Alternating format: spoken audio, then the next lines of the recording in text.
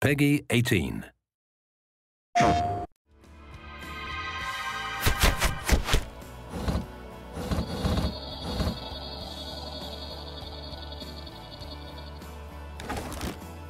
Sony's been an extremely great partner for us in moving to the console. At Blizzard, our heritage was actually console games. Obviously, we've been away for a while, so we had a little bit to learn, and we looked across all the franchises to see, which one would really be the most appropriate to bring across.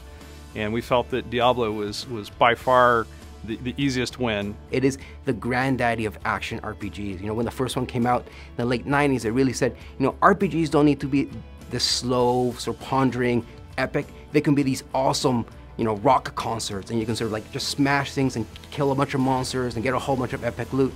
It just connects you to that experience, and I think it's super important for us that the player feels that they are in the screen with their character, and partly because our players on console are sitting 10 to 15 feet away from the action, so the more we can make them feel that they are the action, they are the barbarian, the more epic and visceral the experience is. So for us, the thing that's exciting about the new console is actually the controller.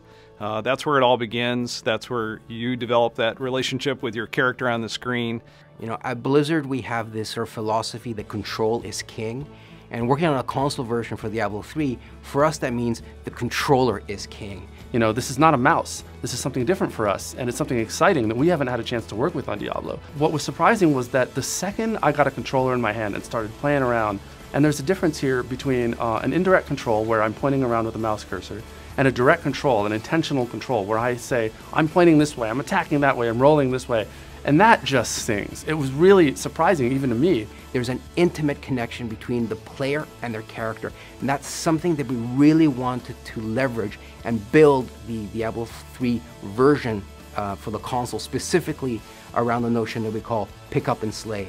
So on console, when you pick up the DualShock 4, when you flick the right stick, your character actually performs a sort of dodge move that is unique to the console. And we added that thing first because our PlayStation players are going to have this expectation that as a console game I should be able to do that. I should be able to have this cool sort of dodge mechanic, and we wanted to give them that.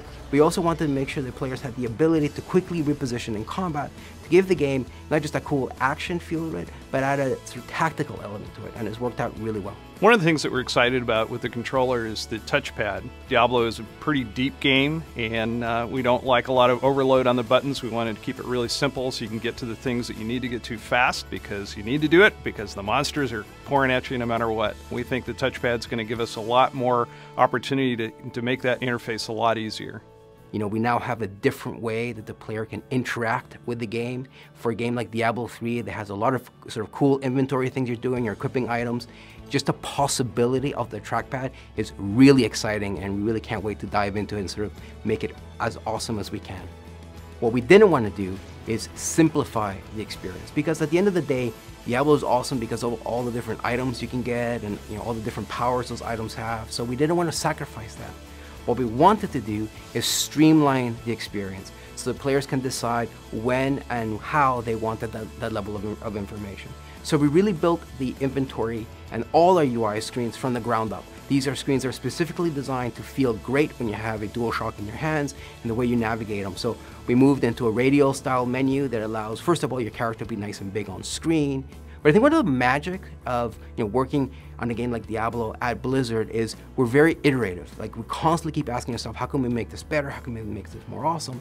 And our team, and so Jason Bender, has this really great idea for something we call the quick equip, which is without even having to open your inventory, you can just press up on the D-pad and quickly cycle through the items you've recently picked up and make a decision right then and there whether to equip it or not. So again, that's a great example of the way we wanted to streamline but not simplify the experience. What's great about Sony's decision to make the PlayStation 4 an easier architecture for us to work with as developers is that it means that we can actually get our games into the hands of our players a lot faster, and we're super excited about that. We have a lot of scalability in the PC version of the game, and with the processing power of the GPU on PlayStation 4, we're pretty confident that we're going to be able to get very high-res graphics and a super rock-solid frame rate. So something that you get on PC, not quite for free, but something that people are used to, is the ability to do things like stream your experience. So you say, hey guys, they just changed the way that barbarians work, or I just got a new axe for my barbarian. I wonder if I can do this whirlwind tactic that I've been doing on a harder difficulty. Let's find out. And so someone online will they'll take video of themselves doing it, saying, look, I can totally do it. It's totally easy. All I need to do is go to this area and get this skill, and I can make it happen. And people learn, and it's exciting. I think the share button, I think, has this potential to sort of really fundamentally change the way players interact with not just the game, but with one another. And there's always been a barrier to sort of bring that same type of experience to the console. But the fact that it's now on your controller, a button press away, that you can, you just found an awesome legendary and you want to, share it not just with your friends on your couch, but with the whole world. The fact that that's a button press away is just such a great thing to bring to players. And I think it's one of those things that, especially when we start talking about it sort of internally, is that we sort of get the potential, but it's not until we actually see it in action, and more importantly, see players engage with it and see what they do with it. That's where we're going to see the true promise of the share button come to life. But also, multiplayer is huge. I am able to sit there on the same couch with my friends. And you're going up against, the legions of the burning hells, and it really makes the experience, as I said before, immediate and sort of very social. And then, of course, we can also play with people who are remote. So 3 of us might be sharing a view on the couch looking at the same screen. Someone else might be playing from somewhere else in the country, and we can all play together. That is just great. Having that social experience and that flexibility is something that's really unique. That's what console gaming is all about. It's a more intimate experience right there in the living room, a shared experience, with your friends, with your family. And we think that Diablo is a perfect game to allow you to do that.